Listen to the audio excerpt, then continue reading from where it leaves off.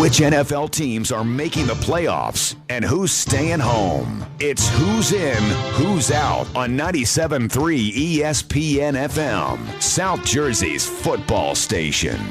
All right, John, let's start with the easy conference here. NFC, everybody's in. All 6 are in. Everybody clinched last week. Washington, NFC East. Arizona, NFC West. Carolina, NFC South. Green Bay, NFC North. Hey, Jen. How are you? Happy New Year to you. Green Bay and Minnesota, Week 17, that game has been flexed into Sunday night primetime. That's going to be for the division. The NFC North, so the Packers or the Vikings, whoever wins that game is going to be, in essence, the NFC North champion. Is it a possibility that they might play each other in round? Yeah, it's a possibility. Seattle would have to win, and the Vikings would have to lose, and all of a sudden the Vikings would be the 6th seed, and then in that case they would play Green Bay back-to-back. At Lambeau, back-to-back at Lambeau. Yeah. NBC might as well just stay there. They might as well. Al Michaels just should stay in Green Bay, Wisconsin all week. Collinsworth as well. So basically all we're talking about is seeding in the NFC, and Arizona has an outside chance of getting that number 1 seed. Obviously, Carolina would have to lose again, and they're playing Tampa Bay, so it's unlikely. But it's still up in the air, and I think if everyone saw the Cardinals manhandle Aaron Rodgers and the Packers, they're looking like the best team in football right now. Yeah, Arizona plays they play Seattle?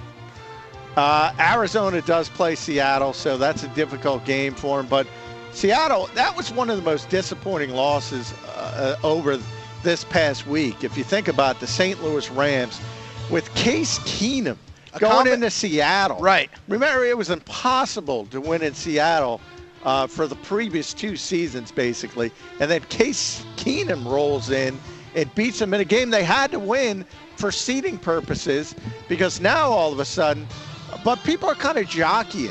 They look at the Washington Redskins and say, we would probably rather face that bad NFC team, which is going to be the number 4 seed. So that number 5 slot is looking very, very good. And Seattle basically would have, in essence, been in a really good position if they won that game. And you talk about St. Louis real quick. A combination of Nick Foles and Case Keenum, they have a chance to win more games than the Eagles do this season. They're going to finish 8-8, it looks like. Well, hey, it doesn't matter what Nick Foles did in St. Louis. We are now, as I always say, in the 3rd year. He's 14-4. Quarterback-proof offense, PG. Only one quarterback has won in it, and that's Nick Foles.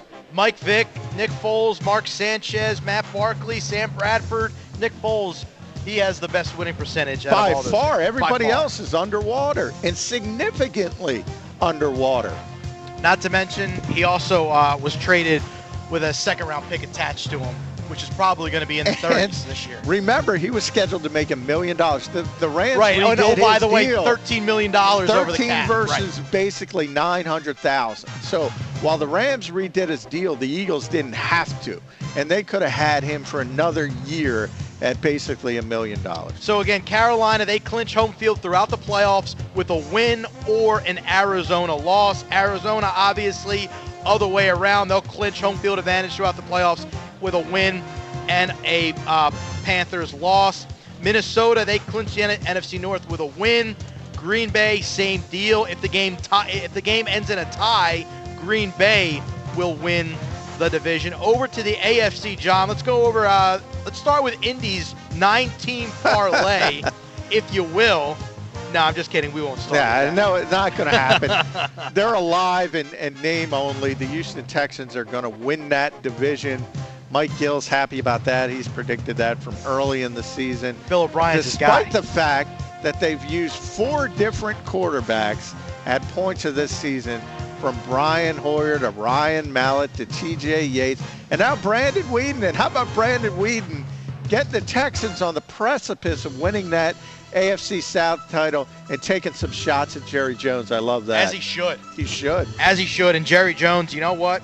I'm sorry to say it, but Brandon Whedon succeeded in the state of Texas, just going to Houston. South Texas instead not of in North Dallas. Texas. So what did the win last night, John, do for the Broncos' playoff chances? Well, they got in the playoffs. They right. clinched. Now they have a chance to get that number 2 seed by winning. And the number 1 seed if the Patriots lose. But the Patriots are playing the Dolphins, who might be the worst team in football. So there's a lot of seeding issues up in the AFC. But the bottom line is most likely the Patriots are going to be the 1 seed. The Chiefs still have a chance to win the AFC West. 9 wins in a row for Andy Reid. Yeah, Andy Reid's in the playoffs. Chip Kelly isn't. We can talk about that at some point. The Bengals still have a chance to be the number 2 seed if Denver loses. But that was a crushing loss for them last night in overtime. And they had an opportunity, but A.J. McCarron, that's going to be difficult. That Cincinnati team has taken a real step back, and it's going to be interesting to see if Andy Dalton can get healthy for the playoffs. Because you know what happens with that loss, John, if Cincinnati winds up with on Wild Card weekend, A.J. McCarron might have to start a playoff game for you. Yeah. And that's going to be, remember, that team has lost 4 consecutive years in the first round of the postseason, so they don't want that.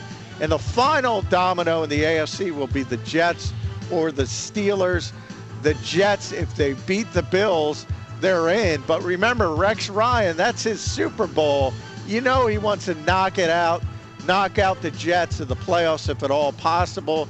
And Pittsburgh, just an egregious loss in Baltimore. Losing Ryan Mallett, who was on the street after getting cut by Houston, to lose that football game. To me, Pittsburgh doesn't. I mean, if you're Pitt, you're right. You have the destiny in your own hands. Sure, you got to go on the road in the AFC North. Baltimore, that's a huge rivalry, we know. But, I mean, does that fall on Mike Tomlin? Is that Mike Tomlin's fault right there? A little bit. It was the worst time to have a bad game. But we know the Steelers, he's not in trouble. They believe in continuity. He's already got him a Super Bowl. He's fine. But when you looked at their last 2 games, Baltimore without Joe Flacco, 20-plus players on injured reserve.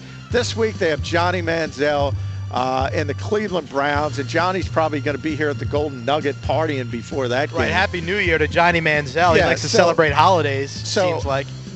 You couldn't have an easier schedule for the final 2 weeks of the season than the Pittsburgh Steelers. And if they just took care of business, they would have been in.